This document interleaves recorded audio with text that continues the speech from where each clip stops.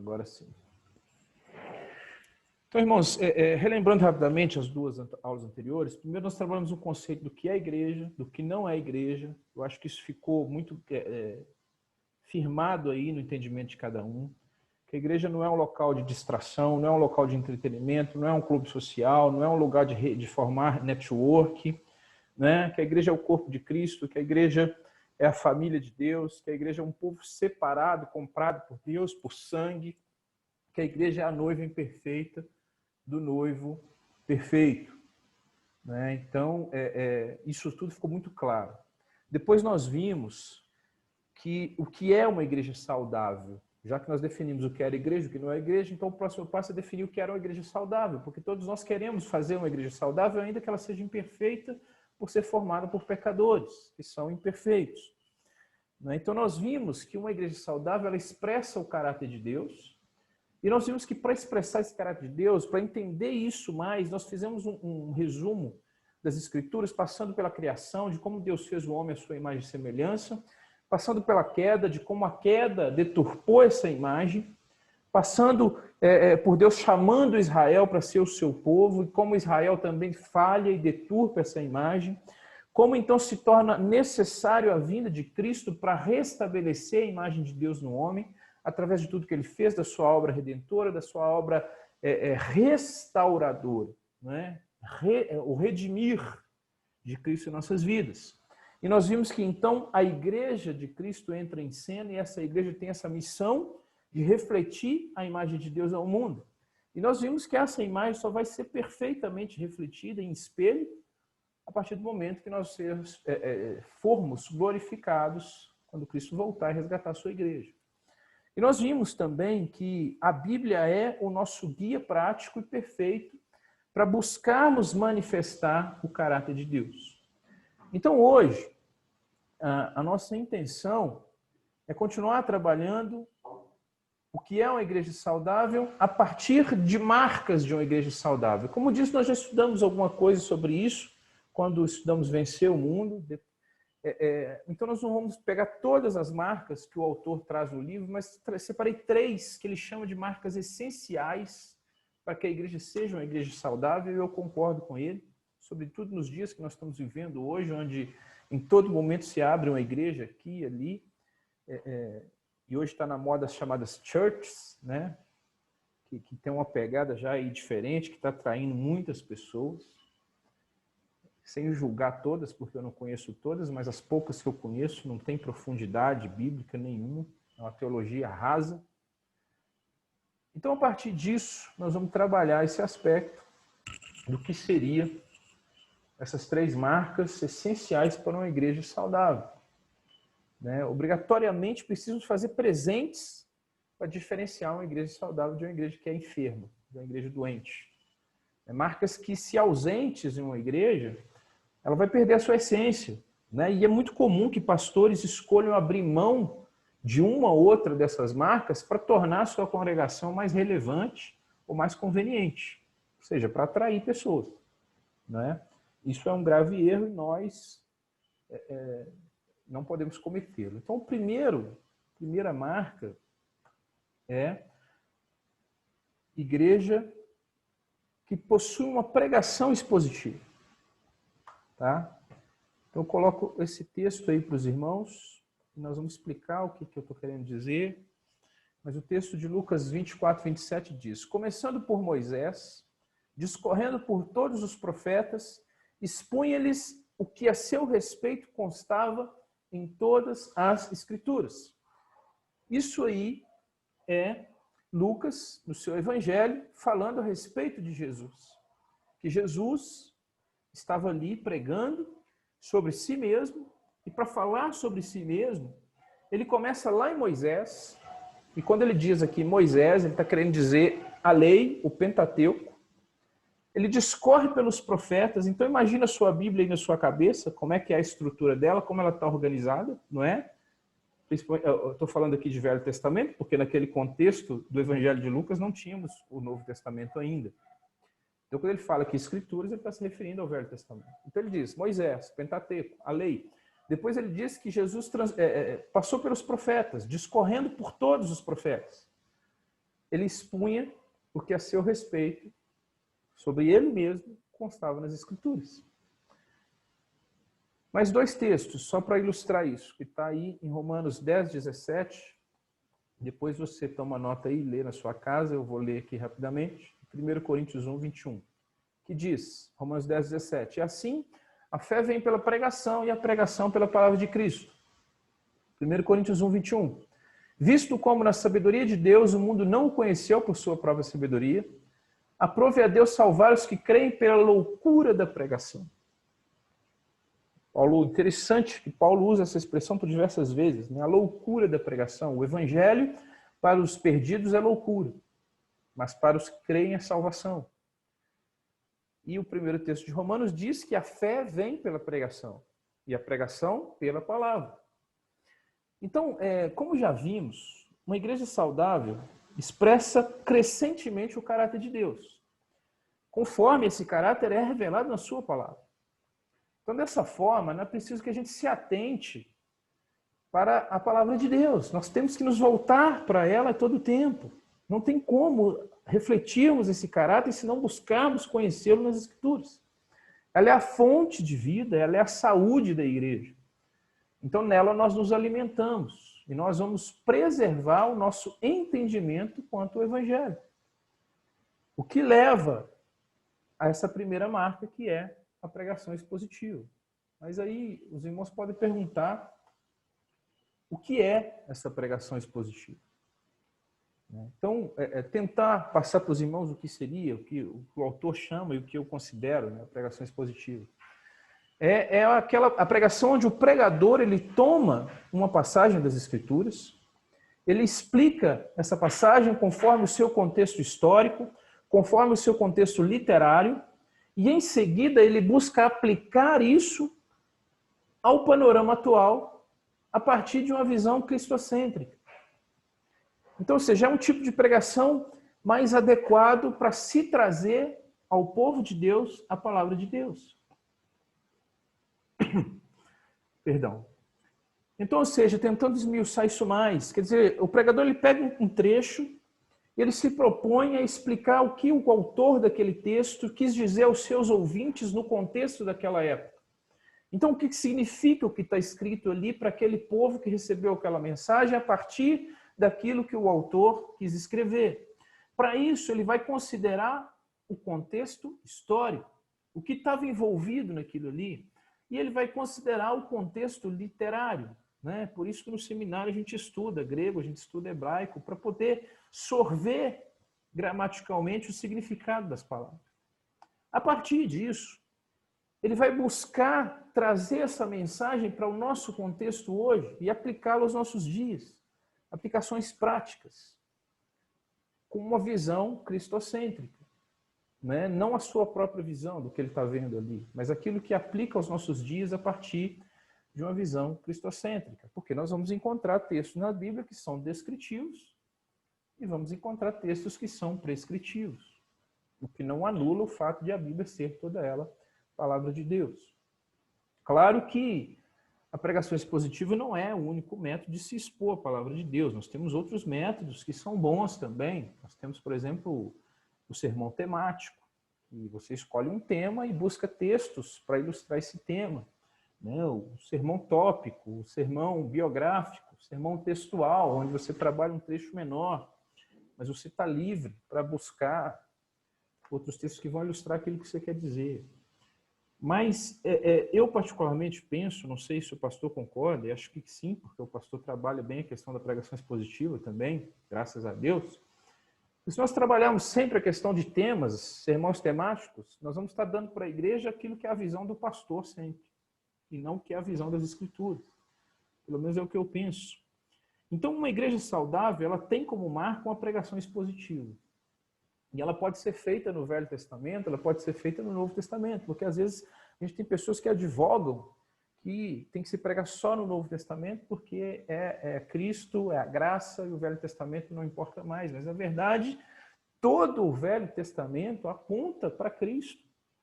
Nós vamos encontrar no Velho Testamento sombras, tipos de Cristo que nos permitem retirar dali aplicações práticas para as nossas vidas para a nossa igreja, no nosso contexto, que sejam cristocêntricas também. Então, a prática da pregação expositiva pressupõe que o que Deus afirma é relevante para o seu povo e que esse povo deve e precisa ouvir as Escrituras. Então, essa pregação expositiva ela traz ao povo um alimento de todo tipo, e não apenas um grupo limitado de alimentos. Eu estou tentando modificar a minha rotina alimentar, contando com o auxílio da Fabiane aí, e a dieta tem todo grupo de alimentos. E a minha rotina de alimentação era exclusivamente alimentação pesada, gordurosa, fritura. E eu estou tentando largar isso e inserir saladas, etc. e tal. É difícil, mas a gente precisa ter perseverança em tudo. E a pregação expositiva nos possibilita alimentar o povo de Deus com todo tipo de alimento a partir do que eu disse. Você vai no Antigo Testamento, você busca mensagens preciosas e aplica aos nossos dias. É claro que não adianta ir lá e buscar aquilo que o autor falou para aquele povo, querer aplicar como foi aplicado no momento daquele povo. Você vai lá nos livros da lei e querer aplicar aquilo que foi dito lá ao nosso contexto hoje. É como se fosse aquela época, fazer aquilo que está ali prescrito para eles. Não, a nossa missão como pregador expositivo é buscar a mensagem que está ali, principal, e aplicá-la aos nossos dias. Mas é possível alimentar o povo de Deus com todo o grupo de alimentos a partir de uma pregação expositiva, e não um único grupo de alimentos. Então não vai se falar só sobre um tema, só sobre amor, como está em voga nos dias de hoje. Não vai se falar só sobre graça, mas vai se falar sobre o plano de Deus para o seu povo em toda a Escritura. Em estilos literários diferentes. É possível fazer uma pregação cristocêntrica, expositiva, nas cartas, nos evangelhos, mas é possível também fazer nos livros poéticos, como Salmos, Provérbios, nos livros históricos, nos livros proféticos, no Pentateuco. Isso tudo possibilita alimentar a Igreja de Deus de todas as formas. A autoridade do pregador expositivo ela vai começar sempre e terminar sempre nas Escrituras, porque a palavra de Deus é sempre a autoridade final. E para encerrar essa primeira marca, destacar que a pregação expositiva ela não é marcada pelo estilo do pregador, mas ela deve ser marcada por um conteúdo bíblico. Ela requer atenção cuidadosa ao texto daquela passagem que foi escolhida para a pregação. Tomar o principal ensino dessa passagem que foi escolhida e torná-lo esse ensino prático aos nossos dias e trazê-lo nessa mensagem de forma que nós possamos compreender e aplicar aos nossos dias. Então essa é a primeira marca, uma pregação expositiva. A segunda marca, a partir de uma sequência que se conecta com essa, é que uma igreja saudável ela deve ter uma teologia bíblica. 2 Timóteo 1,13 diz: mantém o padrão das sãs palavras que de mim ouviste com fé e com amor que está em Cristo Jesus. Palavras de Paulo a Timóteo. Dentro dessa mesma linha, posso citar para os irmãos aqui ainda 2 Timóteo 4,3 e Tito 2,1, onde Paulo ressalta: pois haverá tempo em que não suportarão a sã doutrina, pelo contrário, cercar-se-ão de mestres segundo as suas próprias cobiças, como que sentindo coceira nos ouvidos. 2 Timóteo 4,3. Então, o primeiro texto aí que está na tela, Paulo diz que Timóteo deveria manter o padrão das sãs palavras. Então, o que está querendo falar? De doutrinas bíblicas, da palavra de Deus, daquilo que Timóteo foi ensinado por ele mesmo. Quando ele diz aí, de mim ouvistes com fé e com amor que está em Cristo Jesus. Depois ele diz que vai chegar um tempo, e nós vivemos esse tempo, claramente, onde as pessoas não suportarão essa sã doutrina. Muito pelo contrário, elas vão se cercar de mestres segundo as próprias cobiças. Irmãos, como a gente tem visto isso. Igrejas que pregam o que o público quer ouvir, e as pessoas estão ali porque elas querem ouvir isso, porque elas não suportam a sã doutrina. E depois, em Tito 2:1, aí já a palavra de Paulo a Tito, que era um outro pastor que foi discípulo de Paulo, que foi treinado por ele. Paulo diz para ele: tu, porém, Tito, fala o que convém à sã doutrina. Essa mensagem é a mesma para nós nos nossos dias. Uma igreja saudável, ela precisa de uma teologia que seja bíblica, né? Então, se a pregação expositiva ela é o melhor método, na minha visão, e de muitos, todo método, por melhor que seja, ele está aberto a abuso, irmãos, né? Então, é preciso aliar essa pregação expositiva a uma teologia que seja bíblica, amparada nas Escrituras. É isso que eu estou chamando aqui de teologia bíblica. Nós temos uma matéria no seminário que chama Teologia Bíblica, que é difícil até explicar que essa matéria trabalha. Então, eu não vou entrar nela. Então, simplificando, eu estou chamando aqui de teologia bíblica uma teologia que seja um padrão em conformidade com aquilo que as Escrituras nos apresentam. Certo? Então, é uma igreja saudável que precisa se preocupar com a maneira que nós ensinamos. De forma mais simples seria isso. Sem se esquecer daquilo que nós ensinamos. Uma boa teologia bíblica é o que nos impede, por exemplo, de interpretarmos versículo de forma isolada. E a gente vê isso muito por aí, de se pegar um trecho isolado, um versículo isolado, e usá-lo a nosso bel prazer, conforme o nosso entendimento, retirando ele daquele contexto que eu falei para os irmãos no item anterior, de interpretá-lo fora do seu contexto histórico, fora do seu contexto gramatical. E é muito comum se usar isso, e às vezes até nós nos pegamos soltando versículos aí isolados para justificar algumas coisas, não é? Então, quando a gente deixa de lado essa teologia bíblica, nós aumentamos o risco de atribuir um significado que não é real para um texto bíblico.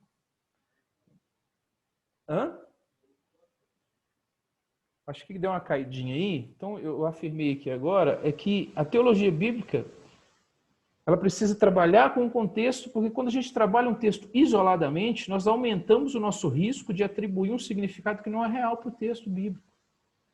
E aí nós fazemos a nossa teologia, uma teologia rasa, aquilo que eu falei lá no início, que é o que as igrejas têm feito hoje.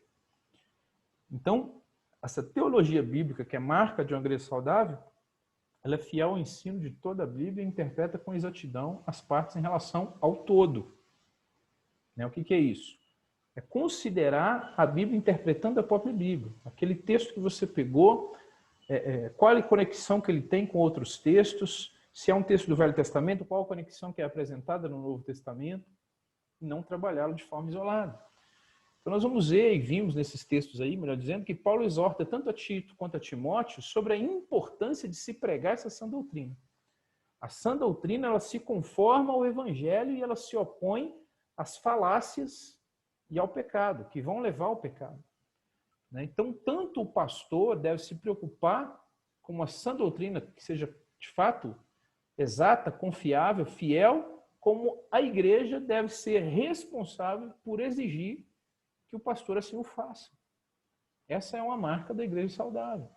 Porque a sã doutrina ela é expressa ou ela se expressa em assuntos que nós não podemos abrir mão de jeito nenhum. É muito comum a gente ter algumas divergências entre igrejas evangélicas a partir da interpretação de alguns pontos. Mas tem pontos que não se abre mão de maneira nenhuma porque a Bíblia é muito clara sobre eles. Por exemplo, a suficiência de Cristo na salvação. A Bíblia é muito clara, é uma doutrina bíblica, é uma teologia bíblica se dizer que Cristo é suficiente para a salvação. A sua obra redentora, ela é completa, ela é total, ela não carece de mais nada, ela não carece de nenhum outro intercessor, ela não carece de nenhum outro mediador, de nenhum outro agente, e ela não necessita do seu mérito nisso. Isso não se abre mão, isso é teologia bíblica, isso é inegociável. Se alguém diz alguma coisa contra isso, isso é heresia. Outra coisa é a Bíblia como palavra de Deus. Isso também é inegociável. Outra coisa é a soberania de Deus sobre todas as coisas. Isso é inegociável. Isso é teologia bíblica. Eu espero que os irmãos estejam captando o que eu estou querendo dizer. O próprio propósito e significado da Santa Ceia, não é? Não cremos que o corpo e o sangue de Cristo está ali de fato, corporalmente falando, materialmente falando, substancialmente falando, mas está ali representado. Né? Isso é inegociável. Eu não sei se eu expliquei direito, talvez o pastor me ajude depois. Agora, tem pontos que existem divergências e que é possível se trabalhar ou conviver com essas divergências, que são assuntos que não são centrais ao tema da salvação ou a vida prática na igreja. Por exemplo, como vai se dar a segunda vinda de Cristo? Aí vai entrar questões sobre a milenismo, pré-milenismo, se você é milenista, se você é pré-milenista, se você crê no arrebatamento antes da volta, se você crê que a tribulação vai atingir a todos, isso existem divergências de interpretação, mas isso não confronta, isso não perturba, isso não compromete a mensagem da salvação. Não é possível se discutir essas divergências sem que haja conflito nesses aspectos. Então, ou seja, a teologia bíblica que nós estamos falando aqui é aquela que é fiel e não abre mão daquilo que eu falei aqui, que é essencial. Né? Outro tema, por exemplo, questão de uso de armas, porte de armas para defesa pessoal. Tem gente que acha que não se pode, cristão não pode pegar em armas. Tem outro que já acha que sim, que a Bíblia dá margem para que o cristão tenha armas para sua defesa. Então, ou seja, a Bíblia não trata isso como um tema essencial, e nesse aspecto não tem problema se ter alguma divergência. Desde que você vai apresentar o seu argumento, o outro vai apresentar o argumento dele, e ninguém vai chegar a conclusão nenhuma, porque a Bíblia não trata disso como um assunto final dela. Né?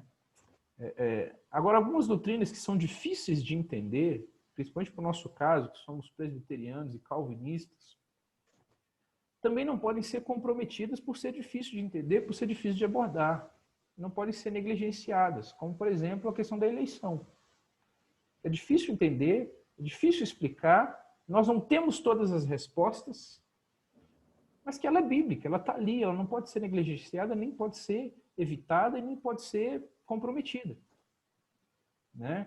Ainda que seja muito complexa. Nós temos que exaurir tudo que a Bíblia nos fala a respeito dela, e a Bíblia nos fala, por isso nós cremos nela, mas ela não se esgota no nosso entendimento. Né? É uma verdade bíblica inegável. Ainda que a gente não consiga falar tudo sobre eleição. Então, a igreja precisa ter uma pregação expositiva, ela precisa ter uma teologia bíblica. E, por fim, nós já falamos disso em algumas aulas anteriores, nós vamos então só relembrar. Terceira marca. Uma igreja saudável precisa de um entendimento bíblico de boas novas. Texto que está aí para os irmãos é o texto que se encontra em 2 Coríntios 4, de 3 a 6. Mas, se o nosso evangelho ainda está encoberto, é para os que se perdem que está encoberto, nos quais o Deus desse século cegou o entendimento dos incrédulos, para que lhes não resplandeça a luz do evangelho da glória de Cristo, qual é a imagem de Deus. Porque não nos pregamos a nós mesmos, mas a Cristo Jesus como Senhor e a nós mesmos como servos por amor de Jesus. Até grifei aí esse pedaço que eu achei extremamente importante.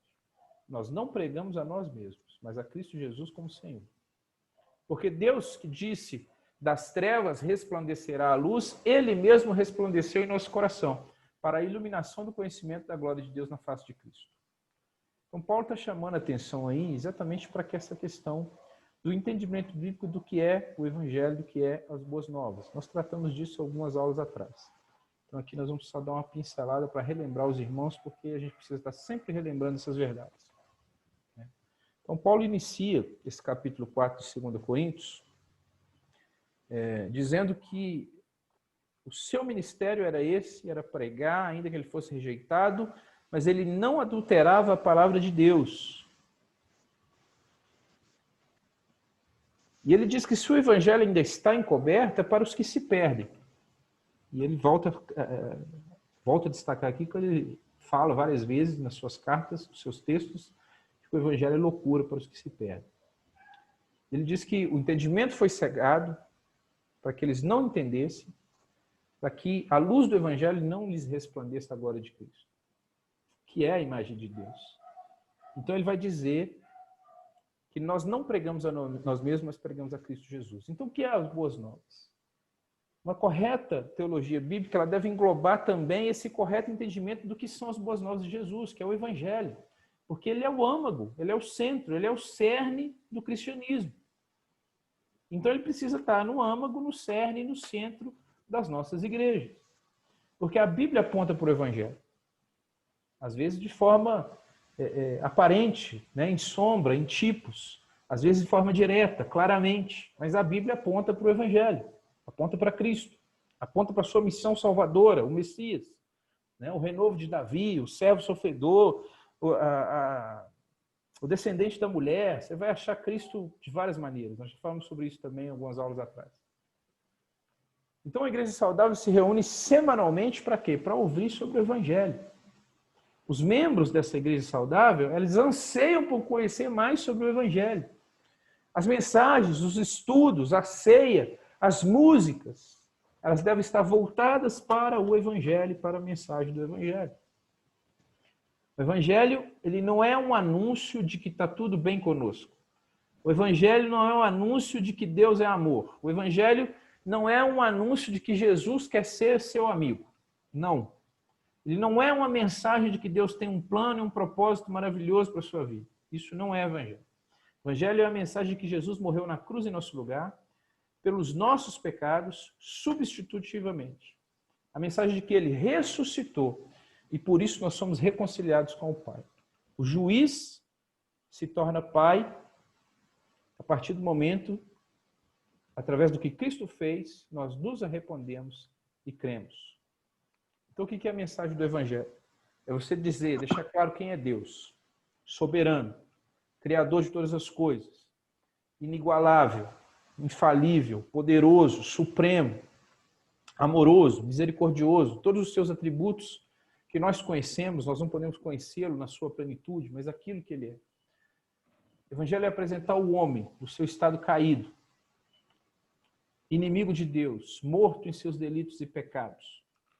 O Evangelho é apresentar Cristo como Filho de Deus encarnado, a expressão exata do ser de Deus, não é? A imagem do Deus invisível, que veio a esse mundo por amor, por não conhecer o pecado, para cumprir a lei. Só ele pôde cumprir a lei e se tornar justo. E sendo justo, ele foi o cordeiro oferecido pelos nossos pecados. Essa é a missão de Cristo. Substitutiva a sua morte, porque era nós que devíamos estar lá. Redentora a sua morte, porque através do seu sangue derramado nós somos restaurados. Nós tivemos de novo a oportunidade de refletirmos a imagem de Deus. A sua morte é sacrificial, porque ele o fez de bom grado para cumprir aquilo que Deus determinou que ele fizesse. E por fim, o Evangelho existe uma resposta, que é crer em Cristo Jesus como esse que fez o que Deus determinou que ele fizesse. Essa é, em resumo, a síntese do que é a mensagem do Evangelho.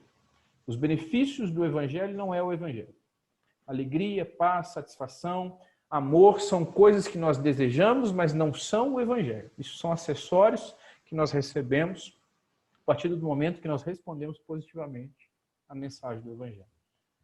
E ainda assim, como nós vimos, nós temos irmãos que serão perseguidos por causa desse Evangelho. Então perceba que o Evangelho não é paz, não é satisfação, não é alegria, não se resume nisso. É muito mais. Evidentemente que nós cremos que os irmãos perseguidos têm paz no coração. O que eu estou querendo dizer é que às vezes a pessoa acha que crê o Evangelho é que agora ela vai ter paz em tudo. Ninguém vai perseguir, vão se acabar os problemas, porque tem ditas igrejas que pregam isso, como se fosse o Evangelho. Né? Antes de tudo, de todas essas coisas, nós precisamos de Deus. Nós estamos caídos, como nós estamos caídos, nós precisamos de perdão. Como nós precisamos de perdão, é Cristo que se fez pecado para que nós tivéssemos esse perdão. Então, por isso, nós precisamos crer nele. Mais uma vez, é uma síntese do que é a mensagem do Evangelho. Então, uma igreja saudável, ela conhece e valoriza o Evangelho acima de todas essas coisas e os seus membros querem partilhar essa mensagem com todos. Então, assim, eu fecho essa mensagens, esses estudos sobre igreja saudável, para que nós tenhamos uma compreensão do que é a igreja, como corpo de Cristo, como família de Deus, como a noiva imperfeita do perfeito noivo, né, como um povo comprado por sangue, que deve expressar o caráter de Deus. Isso só é possível se nós buscarmos nas Escrituras conhecer o caráter de Deus. E a partir daí buscarmos reproduzir uma pregação que seja expositiva, porque ela diminui os riscos de nós levarmos para o texto bíblico a nossa visão pessoal e aumenta em muitas possibilidades de extrairmos dele o que Deus quis dizer para o seu povo na sua época e que diz para nós nos nossos dias hoje. Essa pregação ela deve ser firmada numa teologia bíblica, ou seja, uma teologia que seja aceita, pregada, ensinada por todas as Escrituras, para que assim nós tenhamos um entendimento de que fato é o Evangelho. Que Deus nos dê graça de vivermos essa igreja a cada dia, que Deus nos dê graça de nos transformarmos individualmente para que possamos fazer da nossa igreja, seja ela qual for, uma igreja saudável. Que assim seja. Eu abro aos irmãos a participação, o pastor, quem quiser participar nesse momento.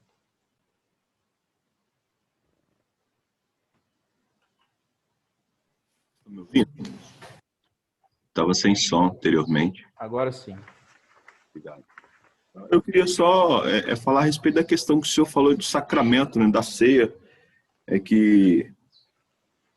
Mas antes eu vou só falar, pontuar a questão do sermão expositivo que você colocou aí, que às vezes a gente ignora o sermão expositivo, porque ele demanda um pouquinho mais de trabalho, né? Então, muito mais. Mas ele nos livra de um problema que existe em muitas igrejas, que a pessoa está lá na igreja, ela tem um determinado problema, e o pastor precisa tratar do problema daquele irmão, obviamente que não é do púlpito que se trata de problemas, né, com relação aos irmãos, a gente sabe como deve proceder, mas fato é que Deus pode se utilizar daquele pastor, e ele está lá tratando de sermão temático, ou sermão tópico, e ele então acaba lançando um tema ou um tópico ali que vai tratar exatamente da ferida daquele indivíduo. Ele fica mordido, né? O pastor está fazendo uma questão proposital, aí, um sermão carapuça. Já no sermão expositivo, não, porque você segue uma sequência, então você vai tratar de tudo um pouco, pela misericórdia de Deus. Então, tem esse aspecto também, sabe? Purificador, de ele estar abordando todos os aspectos, porque dificilmente uma carta ou um livro, ele não trata de vários aspectos da igreja, sabe? Então, ele é bem abrangente, a ideia é essa, né? E é muito, muito relevante essa sua consideração aí, de nós atentarmos para ele. Eu, pela misericórdia de Deus, procuro me esforçar, mas reconheço as minhas limitações e o tanto que eu tenho que crescer ainda, mas esse é o foco mesmo, o senhor está correto. Tem que partir desse princípio. E outra questão com relação aos sacramentos, né? Nós não cremos, obviamente, no sacramento da ceia, no que tange os elementos, nós não cremos, a Igreja Reformada, na transubstanciação, que são os termos que existem, quando eles afirmam que o pão se transforma no corpo e o vinho ali, o suco, se transforma no vinho. Nós não cremos nisso definitivamente. Nós também não cremos na consubstanciação, que é quando as pessoas afirmam que Cristo se faz presente naquele momento ali nos elementos. É diferente da transubstanciação, ele não se transforma, mas se faz presente nos elementos. Nós não cremos nisso. E não cremos também no mero rito, uma coisa sem nexo, um simples rito. Nós cremos que verdadeiramente Cristo se faz presente espiritualmente. Aquilo ali é símbolo, é por isso que é um sacramento. Algo visível que transmite ali uma graça invisível, assim como o batismo. Qual que é o visível? É o pão e o vinho, que transmite que graça invisível? O entregar do corpo e derramar do sangue de Cristo por nós no madeiro ali, no Calvário, né? Eu agradeço mais uma vez, senhor, pela dedicação. Deus nos abençoe. Uma bênção. Muito obrigado a todos aí que estão participando. Amém. Mais alguém, irmãos?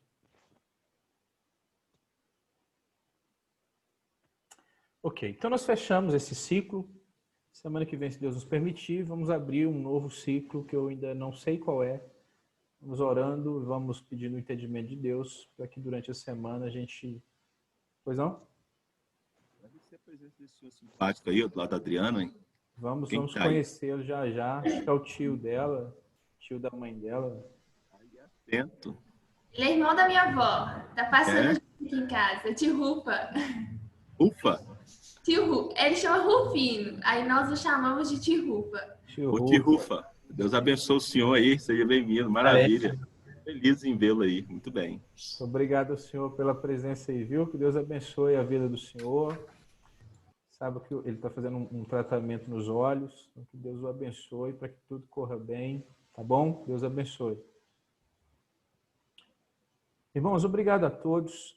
Vou encerrar minha parte aqui, passar para os avisos. Então, como eu disse, semana que vem a gente volta com outro tema. Não sei se é a Andresa que está aí, ou se é a Mara, mas um abraço, muito obrigado pela presença. Ney, que Deus abençoe. Tenho divulgado aqui, na medida do possível, lá o novo empreendimento da família. É Mara que está aqui. Ah, tá, um abraço. Mas um abraço à Andresa também. Tá, obrigada. Em breve vamos experimentar lá, viu, Ney, do seu serviço. Alô, obrigado. Um abraço também, muito obrigado pela sua presença mais uma vez. Os demais aí, né? Ana Selma, Dani, Sidney, a Vera, a família, Deus abençoe, viu, Vera? Tia Bia, meu irmão. A Rose, um abraço aí no Rocha, no Rafael, o seu Vicente, o seu Fagundes. Amém. Irmãos, eu encerro. Pastor, os avisos que o senhor tiver, Tia Bia, se também tiver algum aviso, e aí a gente vai encerrar. Maria,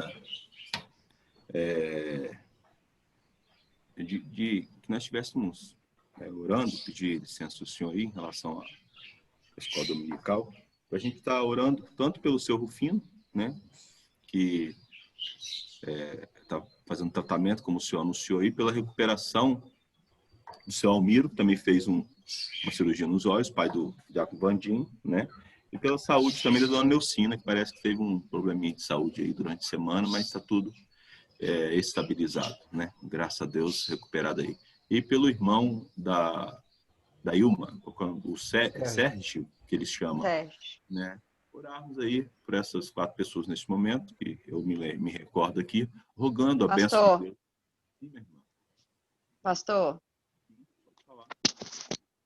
eu queria pedir a oração pela Adriele, né? E Obrigado. uma senhora lá que está passando mal. A Adriele teve uma infecção estomacal essa semana. E tem uma senhora que é voluntária lá também, que está doente, precisando das nossas orações. Então vamos orar para as pessoas. E depois eu passo a palavra para quem quiser fazer uso da mesma, tá? Bondoso Deus, louvamos o teu nome, te damos graça por essa manhã. Deus, como é bom ouvir a sua voz, saber que o Senhor usa pessoas para transmitir a tua vontade para as nossas vidas, e somos gratos pela vida do nosso irmão, o presbítero Wilson. Continue a abençoar esse irmão, fazendo crescer, aperfeiçoando, para que ele cada dia mais sinta prazer naquilo que o Senhor vocacionou, que é falar acerca das suas grandezas. Louvado seja o teu nome. Neste momento, queremos, Senhor, colocar diante de ti a vida do seu Rufino, que está aí, ó Deus, para tratar das suas vistas, cuidar da sua saúde, que a sua boa mão esteja sobre ele, também sobre a vida do seu Almir, trazendo, ó Deus, um bom período pós-operatório de recuperação, também sobre a vida da dona Neucina, restabelecendo aí a sua saúde, dando a ela condições que possa tratar de forma definitiva o causador desses constantes males sobre a sua vida, sobre a sua saúde. Nós te pedimos em nome do Senhor Jesus, colocamos também diante de ti a vida do Sérgio, que está aí também sujeitando-se a uma bateria de exames e tratando, seu Pai. A nossa oração é que o Santo Espírito gere esperança nesses corações, na certeza de que o Senhor os chamou e o Senhor também os sustenta de forma muito graciosa, sabe? Que nós devemos perseverar em oração, na certeza de que no tempo do Senhor nós haveremos de receber dos altos céus respostas quanto a todos esses dilemas que nós temos enfrentados na vida, seja ele de qualquer natureza. Ó Deus, queremos colocar a vida da Adriele, daquelas senhoras que ali estão também atuando naquele campo, ó Pai, com tanta dificuldade, sujeitando-se a uma série de intempéries, e por conta disso tem também sido aí vítima, Senhor, de enfermidades, de questões que têm trazido transtorno e dificuldade, Senhor, para o desempenho do trabalho. A nossa oração é: Deus, visita essas irmãs, Traz, ó Deus, em nome de Jesus, uma solução, ó Pai. Age com mão poderosa ali, intervindo, porque faz necessário que elas ali estejam, ó Deus, e estejam, ó Pai, de modo tal que elas possam executar aquilo que o Senhor estabeleceu para elas. Mas nós louvamos o teu nome por essas vidas e sabemos que tudo isso que está acontecendo não pode, obviamente, privá-las de fazer aquilo que o Senhor dos altos céus já estabeleceu para aquele local. Por isso nós descansamos no Senhor, pedimos a paz dos céus que excede todo entendimento sobre essas vidas, todas essas que nós mencionamos aqui, e que eles creiam de fato de verdade, que no Senhor, e tão somente no Senhor, nós podemos esperar com fé, com perseverança, porque certamente o Senhor há de nos atender, porque o Senhor é assim. O Senhor sempre atribui respostas ao nosso clamor. Nem sempre, obviamente, nós sabemos que é de acordo com o nosso coração que é corrupto, mas o Senhor sempre nos responde e nós nos contentamos com as suas respostas. Por isso nós oramos em nome e por amor de Jesus. Amém. Amém. Amém. Amados, Deus abençoe. Se alguém tiver algum aviso, alguma coisa a mais, eu gostaria só de pedir para os irmãos que estivessem participando, né, no culto logo mais. Estaremos expondo aí a parte final da carta aos Gálatas. E orem também, porque Deus, de uma forma assim, muito maravilhosa, tem aberto portas para a evangelização de casas de pessoas que não são da igreja, sabe? Uma coisa assim, muito gostosa, eu experimentei disso essa semana. Quanto mais trabalho a gente tem, mais trabalho surge, né? Uma semana muito corrida, como vai ser a outra também, dada a questão da ceia nos lares. Mas Deus tem dado tempo e aberto portas para a gente em lares que a gente nunca foi. E pessoas que estão desejosas de estar conosco. Hoje, por exemplo, é possível que nós tenhamos aqui uma família, se Deus assim nos permitir. Então, sejamos atentos, tá, a essa questão, oremos por essa questão e estejamos também evangelizando, falando do amor de Jesus para as pessoas. Deus abençoe, obrigado. Amém. Amém. Queridos, então, muito obrigado. Eu me despeço de vocês. Aqueles que pudermos ver à noite, até à noite. Os que não puderem, até a próxima oportunidade aqui. Terça-feira, se Deus quiser, né? Exatamente. Que Deus os abençoe, que Deus os Amém. guarde, os fortaleça a cada dia. Em nome de Jesus. Amém? Bem, obrigado a todos também. Até mais, então. Mais tá boa noite. Bom dia, com Deus. Bom dia, Ney. Bom para todos. Bom dia, Cid. Valeu, pessoal. Até a próxima. Valeu ao seu. Até a próxima. Um abraço, querido. Seu Rufino, obrigado mais uma vez. Tchau, senhor Rufino. Obrigado, Adriana.